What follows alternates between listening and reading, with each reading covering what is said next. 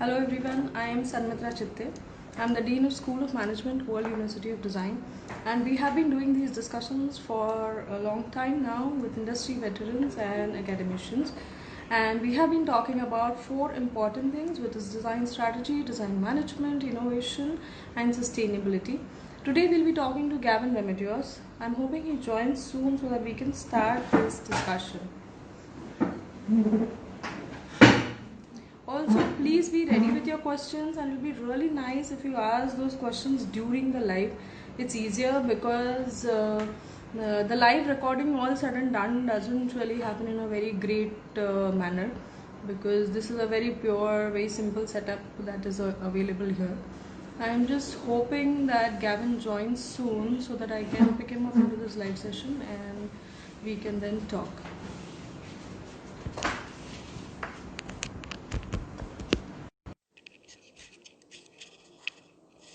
We have Gavin with us.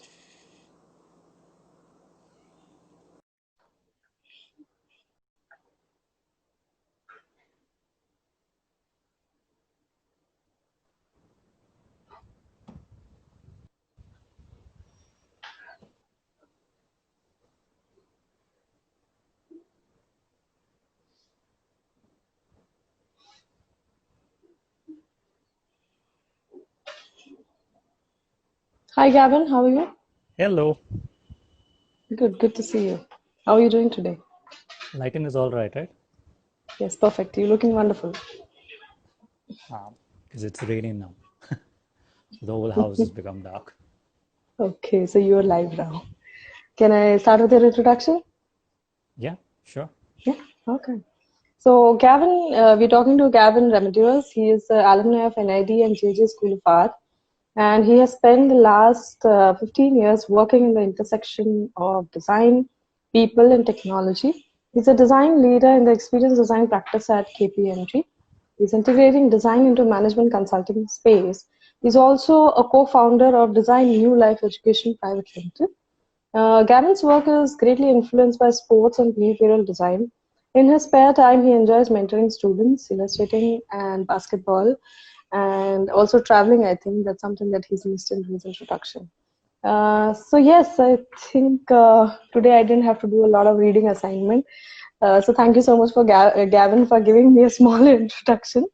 I think you will introduce yourself better, maybe. What do you? I think you covered it.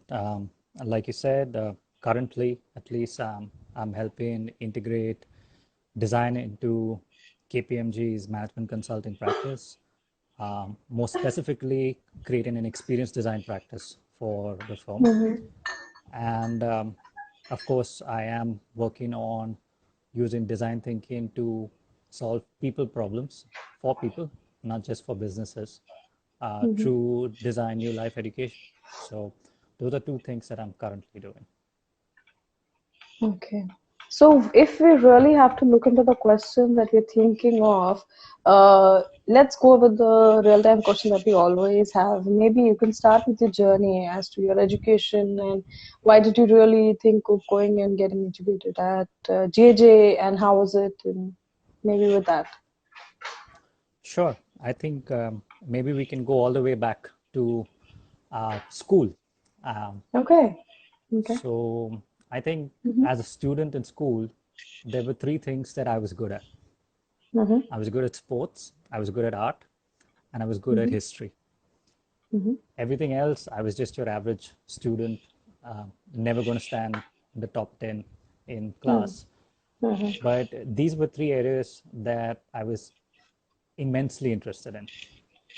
Now, if you go from a traditional standpoint, two of those come under the term called extracurricular activities, right? Sports and Mm-hmm. art is known as Yes. extracurricular activities, and it's not Yes. your Yes. main Yes. subjects, Yes. right? Yes. However, I was never discouraged from pursuing those two by my parents, right? So there was never, um, a roadmap saying that, okay, you got to achieve this in school and then go on to become an engineer or become a doctor or any of those things.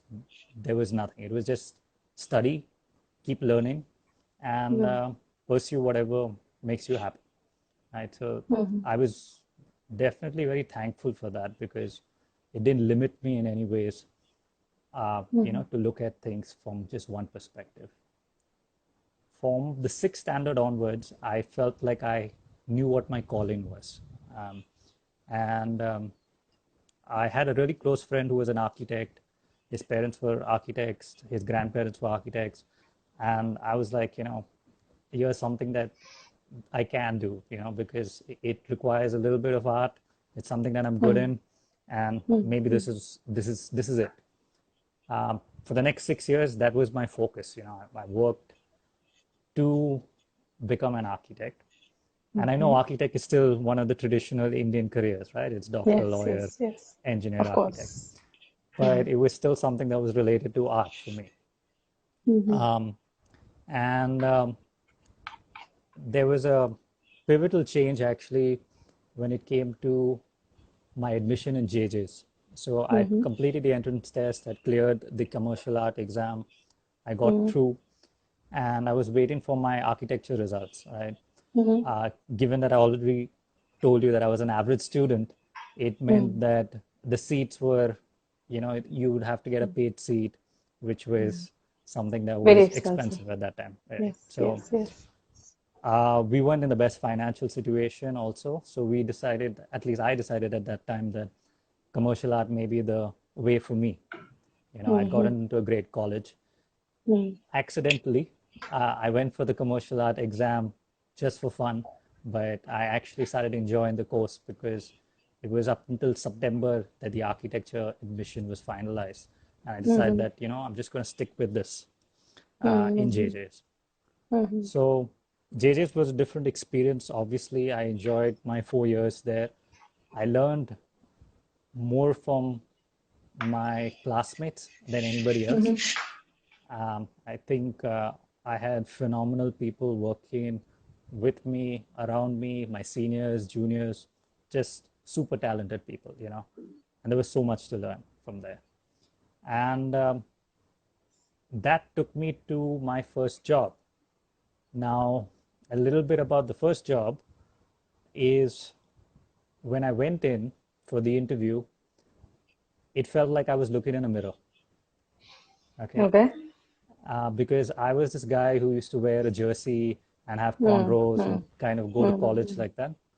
Mm-hmm. And here I was walking for my first professional job, and we are looking at an environment where I saw the same jerseys hanging all over the office, Mm-hmm. and the same um, the things that I was most interested in, because this was a company that was into sports and apparel wear, and it was literally like a combination of my perfect world. You're taking sports, you're taking art, you're putting them together, and then you're saying, hey, Mm-hmm. come on in. Mm-hmm. So it was a great experience. Obviously, you had to learn everything from scratch. At that time, during commercial art, we weren't familiar with any software or anything. So going into the industry, you kind of had to pick everything up on the fly. But I never really looked at it as, oh, it's Monday, I gotta go to work. It was like, wow, Monday's here, let's go. And I actually enjoyed that for a good 4 years. Now, after my second year, there were a few things that I would say curiosity was getting the better of me. It wasn't like there was a challenge anymore. When you first come into an organization, there's so much to learn. There's so much for you to pick up on. There are seniors who you are kind of looking up to and saying that, in a year I got to be as good as this person. And I think that I accomplished all of that in 2 years. And it became, like that itch was there, that what next now? What do I do? I'm doing work here and I'm enjoying it, and they're trying to give me more responsibility. But um, if I look at myself in 5 years, do I want to be just like that senior sitting down here doing the same thing? Or is there something more that I kind of want to do? And that's when I transitioned into the second phase, which is NID, right? NID, again, it wasn't the first time that I'd applied to it. I applied immediately after completing my graduation from JJ's. At Mm. that time, I'd applied for animation because I'd Mm-hmm. majored in illustration. And when I went back 4 years later, I'd applied for STM. Now, So can I interrupt you here a little bit? So yeah, sure. what was the kind of preparation that you were doing for your design school examination? Oh, no preparation at all. Hmm. Nothing. Okay. And I'll tell you how that affected me also, right? So Okay. first round at NID, Hmm. 2004, I walk into, I cleared the entrance test. The entrance test was never something that I was worried about clearing. I go Hmm. there for the interview and they asked me, so why would you like to join NID? And I was like, Hmm. I'm hoping that you guys would teach me something new. And they said that, oh, Okay. but we don't teach anything, in NID. Sure. Like, Hmm. Hmm. okay, Hmm. then maybe it's not the place for me, and Hmm. that's it. I was out of there. Um, then I tried again, this Hmm. time at IIT, at IDC, right? Okay. Okay. Again, the entrance test cleared Was it. good. I think Yeah. I had a Hmm. seed Hmm. ranking of 11 or something, which was Hmm. fairly good. Pretty good. Yeah. Yeah. Interview time, again, no preparation. So Okay. I'm just going there and like, I got a good rank. I should probably clear it. Hmm. No. Hmm. Okay. Hmm. And Okay. I think both these times, I realized that I wasn't sure of what I wanted to do. So Hmm. while I Hmm. wanted to study, I wasn't sure Hmm. what I wanted to study. So in some ways, it kind of like the universe said that this is not relevant for you. Yeah. This is not your time. Hmm. Hmm. Hmm. Finally, NID, when I had the opportunity again, I cleared the entrance test, which was not a challenge. But Hmm. my brother was already in NID at the time, and Hmm. he was doing animation. So Hmm. we got on a call, and I was talking to him, and I said that I'm going to do STM. He was like, Hmm. why strategic design management? It's like Hmm. I've not Hmm. heard them do anything. So I was like, no, maybe that's it. Maybe it's vague Hmm. enough for me to figure out something after that, New. right? Because I Different. have realized that I've come to a dead end as far as graphics are concerned, Hmm. Hmm. and I'm looking out for something more. Hmm. What is that more? I don't know right now, and I'm Hmm. okay not Hmm. knowing, right? Hmm. Hmm. So I was completely open to the possibilities of what it could lead me to. Hmm. And I think he had suggested that I talk to Guru, who I believe is now the course coordinator at that time, right? So Oh yeah, Guru is Guru. Yeah, yeah, yeah, yeah. Hmm. Guru Hmm. Prasad. Hmm.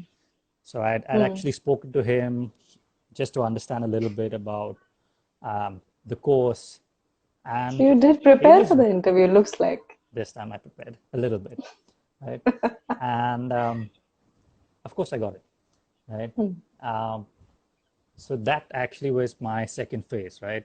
Hmm. Hmm. I didn't come in with any agenda thinking that this is where I have to be, this is, Hmm. what I have to do after this. Hmm. It was purely, I worked for 4 years, I enjoyed it. It feels awesome to be a student again, you know. Yes, it does. If Yeah. it feels awesome to be in a college, and in a college that was different for me also, right? Because it was Hmm. a place where I had to stay. I had to move out Hmm. of the Hmm. comfort of being Oh in yeah, Bombay. comfort of Mumbai. Should we Yeah. lag around over here for some time or later maybe? Yeah. Hmm. Yeah. So Hmm. Hmm. everything of mine was in Bombay till that point, right? Hmm. Um, Up until my 12th standard, I didn't move out of Bandra. Yeah, In Banner in a Republic. Yeah, yeah, yeah. Yeah, yeah. So Hmm. this was something that was huge, and I was just looking forward to it, um, knowing that whatever I gained, at least I'll Hmm. gain some perspective from different Hmm. people from all over India who I might never have had the chance to meet Hmm. because I was in that cocoon of mine, right? Hmm. Hmm. Hmm. So that's where the second phase, I would say, started, right? So this was the first Hmm. phase, and then this is the second phase. And the Hmm. second phase was more about just building on that curiosity that I had. Um, NID, again, it was not like everybody was saying that, okay, this is the answer. We had Hmm. some brilliant professors and we had Hmm. some, well, not necessarily the best, right? But Hmm. I think there was something to learn from everyone, irrespective Hmm. of, you know, who they were. they all brought something to the table. Mm-hmm. I enjoyed my course. Obviously, two people who impacted me the most were Dinesh Krojan and MP Ranjan. Mm-hmm. And going forward, I said that I'm going to probably see how I can take this to the next level, right? Mm-hmm. So graduating from there, I got an opportunity with Final Mile, and then after Final Mile with Future Group, both Mm-hmm. different types of organizations. Final Mile was in a startup phase at that point in 2010. They were operational Can for we about can two we go years. back to this? See, why I'm asking you these questions in between is because I think you give a very good outlook as to how the student who's going to design management would be thinking. So, as we can see on your LinkedIn, you've attended a few conferences when you were a student at NIT. So, what do Correct. you think? How does that impact your education when you're doing this?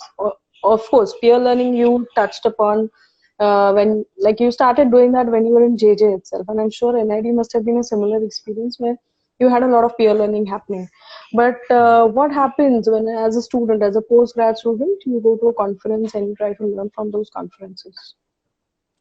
So the conferences were great. I think we went very specifically for two conferences that I distinctly remember. One was Curious, and one One was was curious. SMS the strategy strategic, innovation. yeah, yeah, in Hyderabad. Mm, Uh, mm, the one in Hyderabad was something new for us because mm, we were sort of like the MBA of design. At least that's what exactly. people thought we were. Mm. So it was different for us to understand what is you know, So what's the difference between distinction generic between management this, and yeah, design management? right? Right. And just being a part of some of those discussions. I remember there were discussions where people were discussing their papers um, Mm, in some of those rooms, and we were part of those mm, discussions. We were part of the larger networking as well. I think there were a lot of learnings at that time. Um, Not necessarily everything that kind of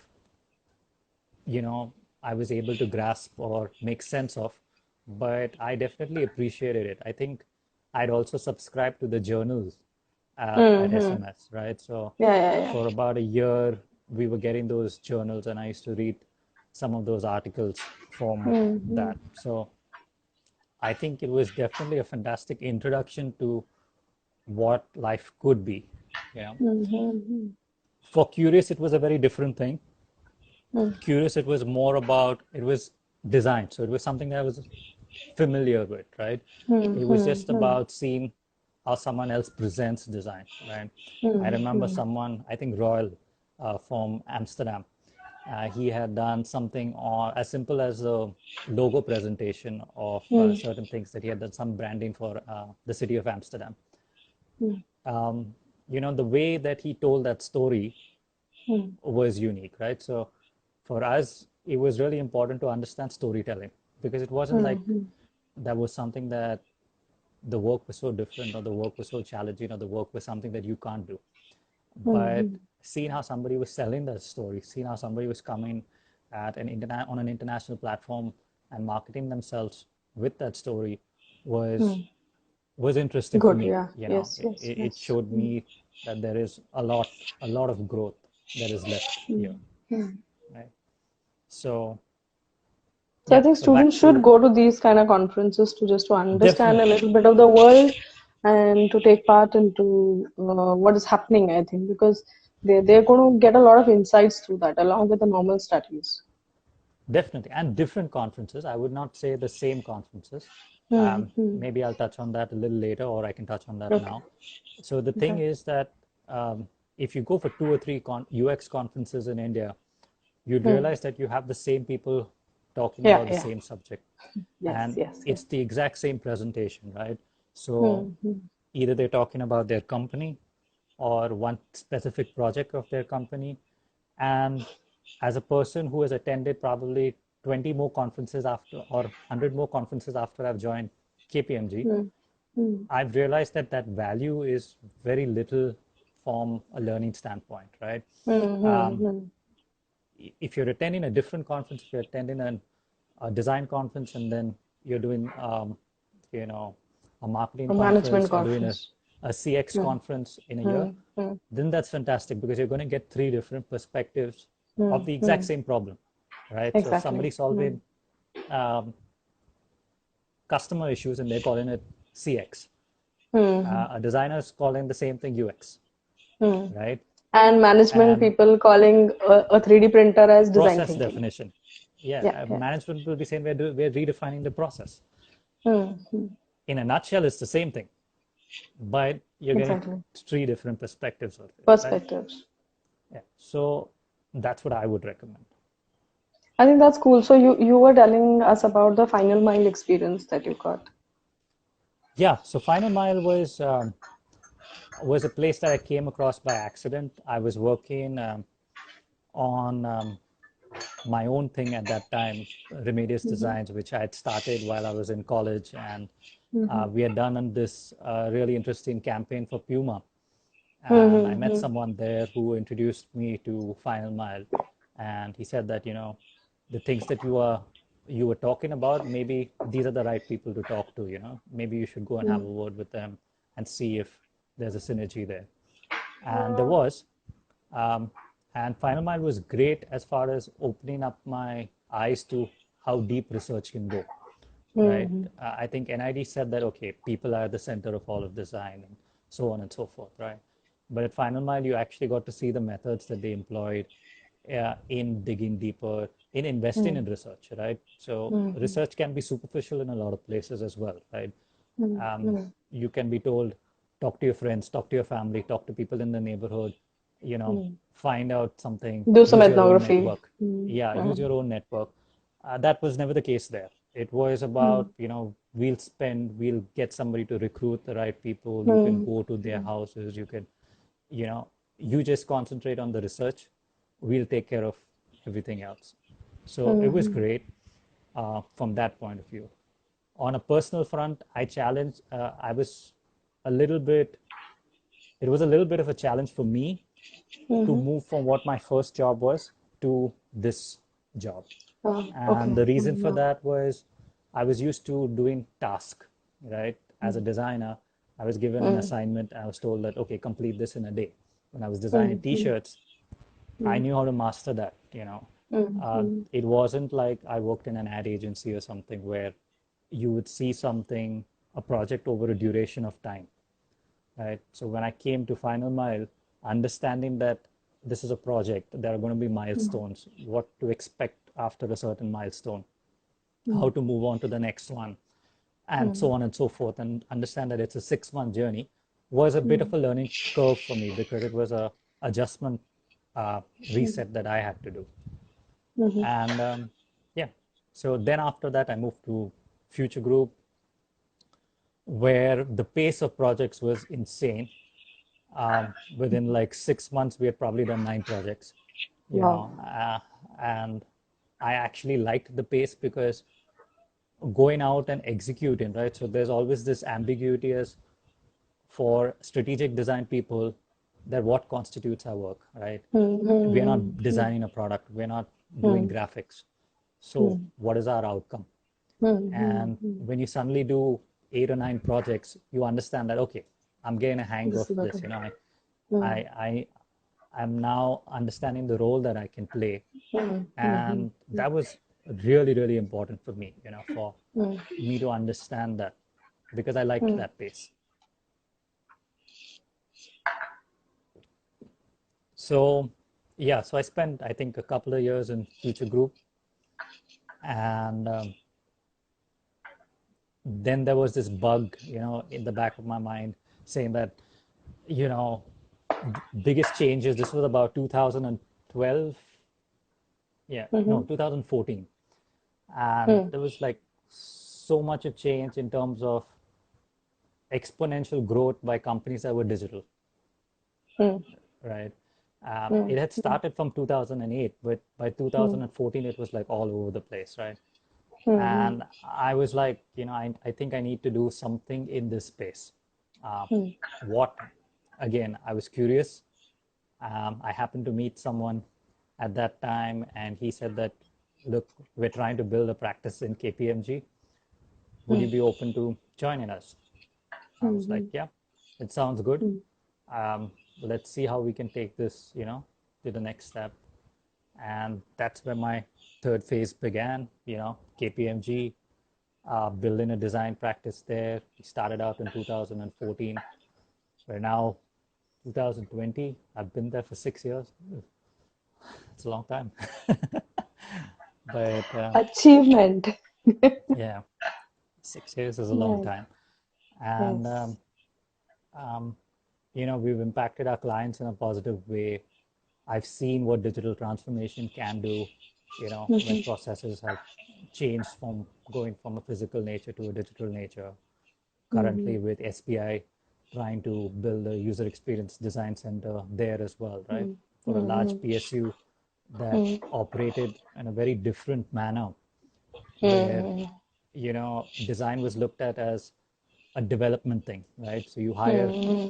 Tech Mahindra and you tell Some them, just for the sake of it. develop this app. Mm-hmm. That's it.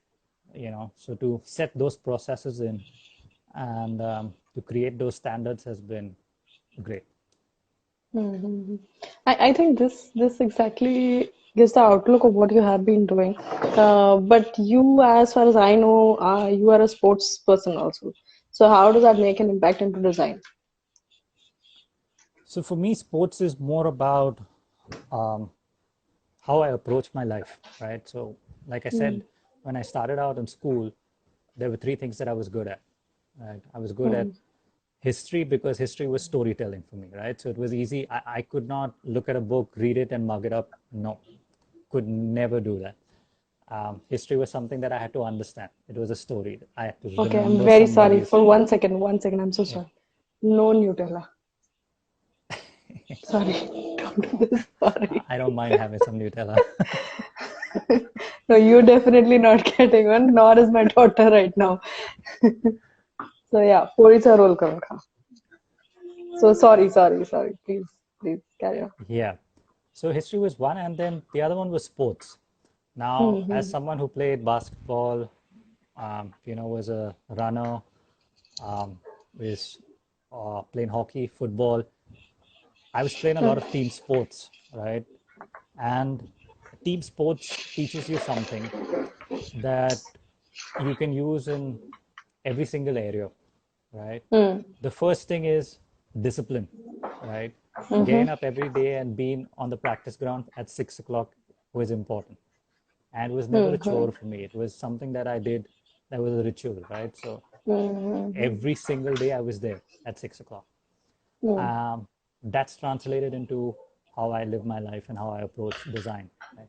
I never joined an advertising agency because I was never going to go at 12 o'clock to an office, start work at 4 o'clock, and wrap up, at 2 o'clock in the night. It was never going to happen, right? I liked that discipline. And I think I carried that discipline wherever I went, whether it was in NID, whether it was in throughout my workplaces, that discipline has always been there. That's one point, Mm-hmm. right? There are so many other things, right? So um, sports teaches you something that you have to practice to be good at something, right? You can't just, you might have talent, but you just can't show up and say that I'm good at this, right? It Right. requires practice, right? So that's a lesson again that I learned. That was a big lesson that I learned from sports. Teamwork. You can't accomplish anything on your own. It requires a number of people to, you know, do anything. Take, for example, some of our projects, large scale digital transformation projects. It's not just a UX designer who's on the job. You have a project management team. You have a Scrum Master. You have BAs who are taking down their notes and building the technical solution document. You have a tech guy. You have all your developers on board. You have your business stakeholders who are contributing to your process discussion. There are so many people. So teamwork, very important. It's not These are all about the being that. positive pointers of sports that you're putting up, and I'm really glad that these have been very helpful for you. Yeah. Yeah, there are And negative points mm, also, right? So mm, sports also mm, teaches you patience, right? You can't be winning all the time. Sometimes you win, sometimes you lose. There are peaks. Mm-hmm. But the preparation that goes into that during the low periods is just as important as celebrating those successes, right? You're not going to be on the top every time. So even if I look at my career, there are highs, there are valleys where, you're kind of building, you're learning what is the next thing that you need to pick up, what's the next skill you need to pick up. And all that helps you prepare for the next step. So for me, that preparation is extremely important, and people take that for granted. People look at it as, you know, I've made it because I've got a designation. I've reached a point where I've started my own business. But even if it's a business, even if you're on the top as far as your own organization is concerned, it takes a lot of work to stay there. It takes a lot of work to know that you might not always be there, but you can be there again, in another 2, 3 years, even if you fall down from that perch. So that patience is also something that I've learned. And, that those are cycles, right, of winning. It's a cyclic process. So, and the roles and responsibility, right? So, in team games, each person, when they talk about it as teamwork, you know what your role is, right? So, for example, in hockey, I remember once when we were playing the finals, my coach had told me that there was a left winger who was one of their best players. He said, forget about everything. You just play with this guy, okay? You're on him 24/7. Don't let him get the ball at all. And that's it. That was my only job, to take him out, right? We won. Not that I was the star, I just performed my role, right? And that's something that people forget, right? They forget that each person is playing a very vital role in the system, right? So that's a lot that I've learned. I think that's really wonderful, and I must say, Gavin, before I answer this, I think there are questions that are coming in comments, so we will be taking them on the 40th to 45th minute of our talk for sure. Okay. Since you are talking of the effect of sports, and you have actually enumerated some really good qualities of sports, say maybe discipline, say maybe teamwork, or maybe understanding that you have a low time when you practice and things like that. But I have also seen sports people who love to trash talk, who love to simply kill someone in the competition and go ahead and try to trouble people around. So this is also something that I've seen. I'm not sure whether that is a category, or that is a criteria, or sorry, that is a characteristic of people in a certain part of the country. But I have seen people who are in sports, especially, happen to trash talk in board meetings also. Or maybe I've seen it because maybe I'm a female and that makes a difference, maybe. But this is also something that exists, which comes with sports people, is what I've seen. What do you think about it? So I think if you look at sports, what's the primary thing? It's competition, Hmm. right? But If you you're can't trash talk in competing, a board meeting. That much you should understand by the time you grow to the yeah, age I of would not 45. say, yeah. So I can't comment on board meetings because while I have been in enough, I know that Hmm. people, in many cases, what I have observed is people are coming and trying to safeguard their own interests, right? Exactly. So Hmm. when you're safeguarding your own interests, or when your own insecurities are at play, it's Hmm. more of a protection thing, Exactly. Hmm. to kind of say that, okay, I need to be safe, right? And that's Hmm. not just with maybe trash talking, that's also with decision making. Hmm. So Hmm. there are a lot of organizations where I work where there's nobody who can take a firm stand on a decision, right? They want it to Makes be sense. democratic. And Hmm. the reason that they want it to be democratic is that if it goes well, you know, Hmm. uh, then it's great. I'm Hmm. safeguarded. If it goes Hmm. badly, I'm still safeguarded because I wasn't the person who made that call, right? Exactly. And I've seen this more from people who have a very different mindset of what a job is, right? So there are Hmm. people who look at it as um, with a great deal of fear. Hmm. What do I mean by that? Is that designers that I've come across, if Hmm. they don't really like the organization or the culture, they will pack up and leave. immediately, Mm-hmm. Mm-hmm. right? Because as designers, we've been taught to freelance from day one, right? So I've been Mm-hmm. freelancing from my second year in JJ's, right? That's 2002, Mm-hmm. 18 years going, right? Um, for MBAs and people of that nature, Yes, yeah. It's their different. job is their core thing, right? If they leave their Clear, yeah. job and they don't have an immediate joining letter somewhere else, it's extreme panic, it's extreme vulnerability. Um, Mm-hmm. and I think if you try and understand that perspective, you know where they're coming from if in case they exhibit behavior that is not to your liking, right?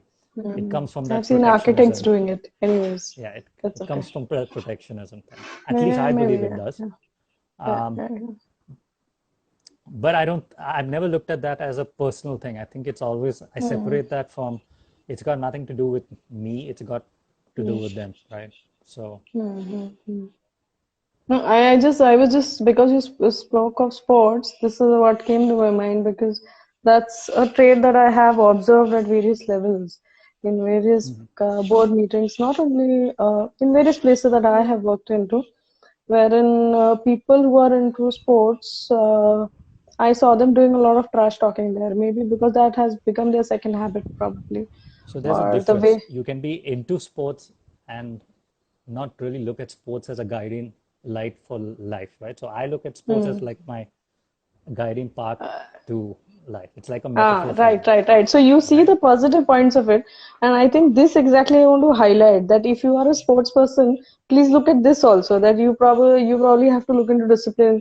You probably have to look into team building. You probably have to look into something somewhere where you might fail, but you want to stay back and work better so that you go ahead in the competition likewise, other than doing some trash talking and troubling the other person. I know the subject went a little haywire, but I thought I could make this point here with regards to sports people. Yeah, so let's move on maybe. Yeah.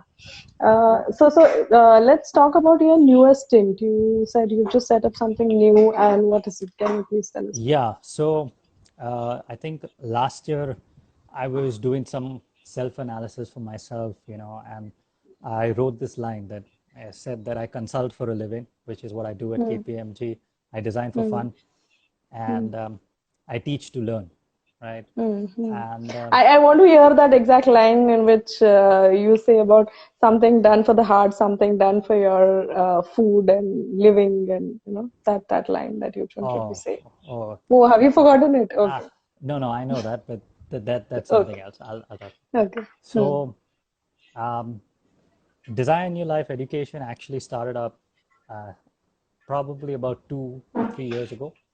Mm-hmm. I was helping a friend build an application that he Mm-hmm. wanted to kind of give people this opportunity to look at life Mm-hmm. from different perspectives, right?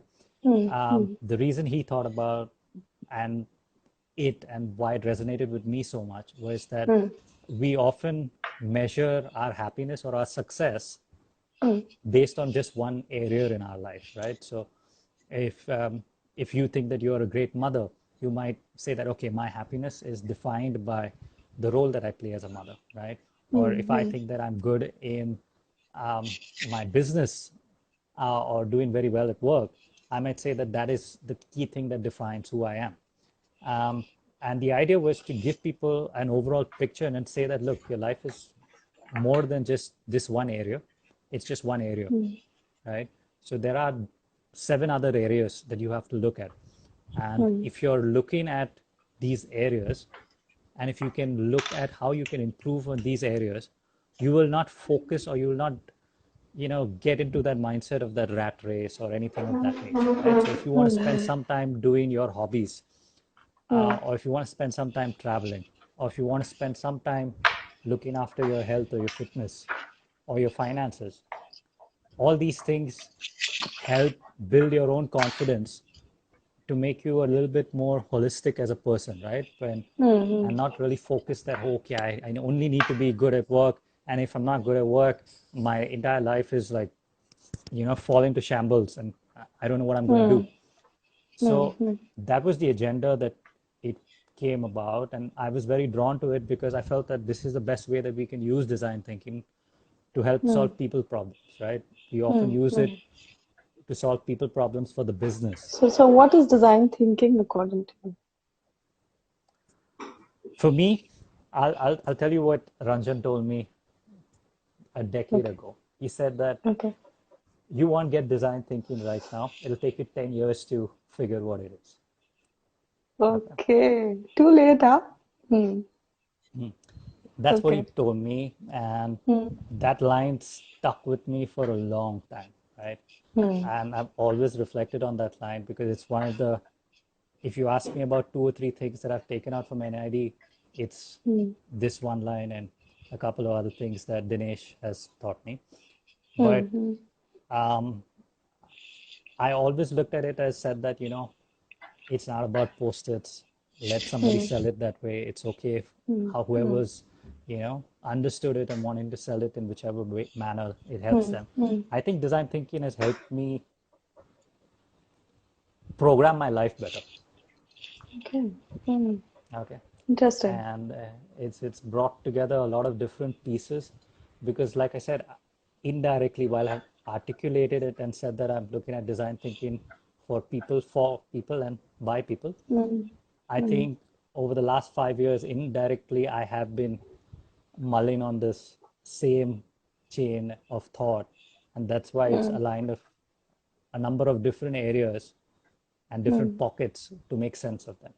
So for me, that's probably it. And Ranjan was 100% right. If it won't come to you immediately, you can go and sell whatever you want. But Hmm. Okay. And holistic. We've been talking a lot of ah, holistic. yeah, that word that word used to bug me in college, I but heard you made a song on it.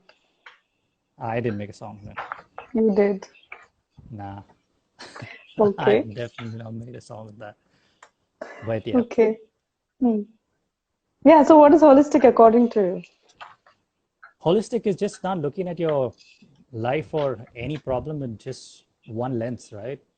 I mean, you Hmm. can look at different books. You can look at Edward de Bono's Six Hats, or whether you Hmm. want to Hmm. look at Hmm. it at DNL's perspective on how we are looking at it at seven different areas, or whether you want to look at it through a metaphor, right? Hmm. It's Hmm. just that don't focus all your energy on just one particular thing, Hmm. and put all your eggs in that one basket to define who Hmm. you Hmm. are, right? You Hmm. can be multiple things. And that's again something that I learned from my sportsman itself, right? So when I say that Hmm. sports has been an eternal metaphor for me, Hmm. when you look at sportsmen, you think that, okay, this person is a sportsman or he's a basketball player, that's it. He's not Hmm. supposed to be anything more, Hmm. right? Hmm. Hmm. But my favorite basketball player who passed away this year was he was a role model, a huge role model for me, Hmm. Hmm. and he Hmm. was so many things, right? So he was great at the sport, yes. So that means that I can be good at my craft. He was an author of multiple Hmm. books, right? Hmm. He was a businessman, okay. Hmm. He was a coach, Hmm. okay.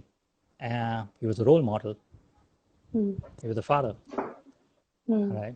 He won an Oscar award, Hmm. okay. So what's Yeah, you stopping can do a anyone lot. from, Yep. Yep. what's Right. stopping anyone from exploring all the different areas of their life? That leads me to my next question about you are currently making some illustrations. And what is the story behind it? And what are these illustrations? Are these postcards? Are you going to put them up somewhere? Or how is it? What is it? So yeah, so in JJ's, my major was illustration, and like I said, I loved Hmm. my first job. It's just that my first Hmm. job would never pay me as much as I could, right, get right now. Okay. And Hmm. while at NID, I started Remedios Designs, which was to kind of do illustrations, to do graffiti projects, to do Hmm. animation. Hmm. Hmm. After a couple of years, it was kind of difficult to continue that, and we closed it down. Hmm. Hmm. Hmm. As a person right now, where I'm getting more into different aspects of project management, resource management, operations, Mm, mm, managing vendors, client relationship building, I'm sometimes taken away from the things that I liked doing about design, mm, right? mm, And mm, illustration was one of those things. So I think this started like in March, probably. My vacation got canceled, needless to say, because of Corona. mm, And the only way to transport myself into those environments was to um, take out the iPad and draw for the mm, next 20 hours, right? So I mm, got into um, taking a reference of certain places that I've been to and just making a story about that place. So it was mm. more of a recreational hobby for So myself. we can, I think so. We can see them on Insta, and maybe that insight that comes from this is irrespective of what you're doing. Like you also said, you should be wearing a lot of hats because you can't just be dependent on one single thing, and you can be a lot more basically. Yeah. So your personality probably even says that throughout. So with this, we are around the 46th minute of the talk, and Mhm. I must say thank you for joining into this discussion. And of course, with people like you, it's wonderful for students to connect to folks like you because they can then ask you questions directly. And I'm hoping that they connect to you otherwise also on Insta because that is the platform where these students reside nowadays. They don't reside on Zoom and all. So yeah, that's what I'm looking forward to. But with this, I'm going to start looking into the questions that are put up for you. Okay. And in case you don't have any questions, I will be asking you a questions. No, I don't have a rapid fire round or something, so don't worry. Very normal question. Just 1 second.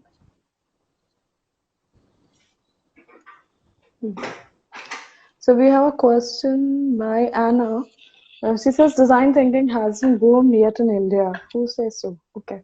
What advice would you give to someone, the researcher that is interested in entering the world of strategic problem solving through design thinking?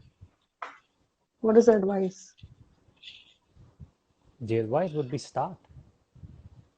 Wow, You know, that's a wonderful one. do Hmm. you want me to answer that right now, or are you going to ask Yeah, something yeah, else? yeah. Of course, of course, of course. Yeah. So I actually disagree. I think design thinking is well and truly in India.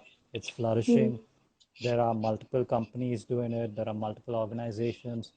Exactly. It's even reached the big four, right? So if Hmm. and there's if you have to know something about the big four that we work in, Hmm. they work very heavily on things that are um, buzzwords in the industry at the moment, right? So if design thinking is thriving, we will be doing it.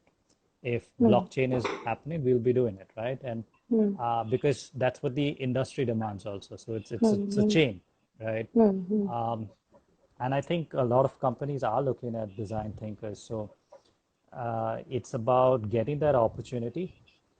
One thing I will say as advice is that there is no fixed path for a Hmm. career in design strategy or in design thinking or in design management. It's a Hmm. path Hmm. that you will Hmm. have to, you know, try out a few Nick. places, see what Hmm. works for you, and form your own Hmm. Hmm. identity through that, right? So it's not you cannot be like I'm a UX designer. I join a Hmm. UX a firm that Hmm. does that requires a UX designer. My job, Hmm. my designation will be UX designer. I grow and I become a Hmm. senior UX designer. I become a Hmm. UX Hmm. manager. There's nothing Hmm. like that, right? Hmm. So it's more about your own um, curiosity and probing that Hmm. in different areas and building a case I for think it. Yeah, I think this is a very valid point that you just made, and this is exactly why we are doing these talks also, so that the students actually know that what are the various places that they can get into after the doing design management and start working. There's another question. Can you please elaborate about data-driven? 1 second. Data-driven design as per your perspective. Again, it's a buzzword, right? Data is really important right now. Data is a currency right Hmm. now. If you're Hmm. good with data, um, there will be a lot of opportunities for you to join organizations, to be a data scientist, to collaborate with other people who are working on artificial intelligence projects. And, um, you know, while we have traditionally been taught that look at the qualitative aspects of research, Hmm. um, there is definitely a huge trend right now, Mm-hmm. and it's going to stay for Hmm. data-driven insights, right? Because Mm-hmm. data is the currency right now. That there's a reason why Facebook and Google have all invested in geo. It's Mm-hmm. not Hmm. because of anything other than access to Data. a billion people's data. Right. That's a very valid point. With this, I want to ask you a question, which is, what is that user research methodology that you really vouch for, or you like, or a research method that you will ask students to specifically learn? So I have a different take on this. I Mm-hmm. never go in and show students what method I use or what method is used. And the reason for Mm-hmm. this is that I believe that it uh, curbs their own creativity. So even the Exactly. students that I teach, Mm-hmm. um, I can show them a framework that I've created, but Mm-hmm. my framework is based on my thought process or Mm-hmm. based on my experience, right? Mm-hmm. Um, you might have a different experience, or you might be trying to solve a different problem. So if you go in with a fixed mindset or a fixed pattern or a fixed way of trying to research something, I don't believe you're doing true justice to it. Uh, Mm-hmm. I believe that that is something that is super fluid, and creating a framework is something that anybody can do right now, right? It's what are 4 or 5 key things that you might want to probe, right? And then how do you probe it? So Mm-hmm. uh, in my class also, I've never given them a a template, because I know the moment I give them a template, I'll see 50 students Fill doing it through. exact, yeah, That's it. exact same Exactly. thing, right? So it's Mm-hmm. never done. I think that's working because I met a few of your students and they're doing really good. Awesome work. So yes, it's damn cool. So yeah, the last question as to what is your advice for little kids? Sorry, the freshers, the graduates, and the postgraduates right now in any field. I'm not specifically relating this to design management or design strategy or design, but probably any field. My advice would be, obviously, given the state of the market, um, maybe finding jobs could be tough. I'm not saying that there Hmm. aren't organizations that are hiring. So continue to use the time to learn something and to explore. I think I've seen so many companies giving out free internships. Um, there's no need to necessarily do 5 internships. It's not going to really Hmm. solve your purpose unless you Hmm. resonate with it. So don't just Hmm. say that, okay, I'm packing these Going internships. everywhere. Hmm. Yeah. Hmm. Hmm. Also remember that the internships are a way of the organization getting you to work for free. Okay. Hmm. Hmm. Um, there's nothing wrong with that. Hmm. But be mindful of your time. I would say Hmm. that use the time to create a plan of action so that when things pick up, you know exactly Hmm. what you want to do. So Hmm. one of the things that I have been doing, for example, is that I created my own learning plan. What I want to Hmm. learn, what are the things that I would like to improve on, and what are the opportunities that I would like to crack. And I've just been focusing on that because work will happen Hmm. on the side, right? So your college activity might happen on its side, on the side. Your Hmm. internships might happen on the side, but if you plan outside of that, whenever things pick up, you'll at least be in a better position. Hmm. I think this is good. And yeah, we don't really have any more questions coming. So I still have one more question, which I'm going to ask you now. And I think I can See, ask you that. I finished on So, time. I'm good. no, you I'm good. haven't. You still have 6 minutes, and I'm going to eat up all those 6 minutes. So I'm going to ask you that question. How? See, because this is a question that I generally ask the female speakers or the female, as in the people whom I discuss with, but few men also. So I'm going to ask you, how do you manage your home and work together well enough? Do you? How do I manage the home as in the home work or Home and work together. How do you manage this together? Do you so even I think said this question is resonating enough to you? I think it's simple, right? I said it's discipline. Hmm. It's Mm-hmm.